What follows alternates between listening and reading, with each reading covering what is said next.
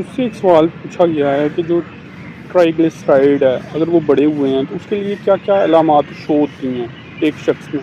Basically اس کی 4-5 میں آپ کو علامات بتا دیتا ہوں. ایک تو آپ میں بیلی فیٹ ہوگا، یعنی آپ کا پیٹ باہر کو نکلا ہوگا، جسے سینٹرل اوبیسٹی بھی کہتے ہیں. اس میں بیسیکلی کیا ہوتا ہے کہ آپ کی جو بیلی ہے وہ باہر نکلی ہوتی ہے، آپ کی بیلی کے ارد گرد چربی ہوتی ہے وہ باہر کو لٹک رہی ہوتی ہے. دوسرا اس میں کیا ہوتا ہے پینتھیلیزما، یعنی آپ کی آنکھوں کے ارد گرد یلوش یا وائٹ اسپاٹس ہوں گے.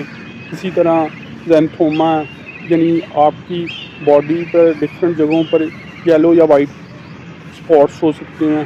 اسی طرح لپیڈیمیا ریٹینیلس ہے، جس میں کیا ہوتا ہے کہ آپ کا جو ریٹینا ہے اس میں وائٹنس آنا شروع ہو جاتی ہے، یعنی جو بلڈ ویسلز ہیں جو ادھر فلو ہے بلڈ کا وہ کم ہونا شروع ہو جاتا ہے.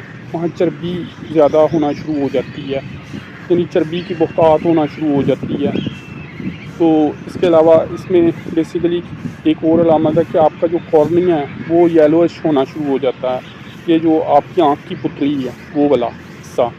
اسی طرح بیسیکلی کیا ہو سکتا ہے کہ آپ کی باڈی میں بیسیکلی ایک تو جو ٹرائیگلیسرائڈ بڑھنے کی وجہ سے جو کوانٹٹی ہے ٹرائیگلیسرائڈس کی وہ 150 سے اوپر چلی جائے گی، اور اگر وہ 500 سے اوپر چلی گئی ہے تو یہ بہت زیادہ ڈینجرس ہے، کیونکہ یہ اس کی موسٹ ڈینجرس لمٹ ہے.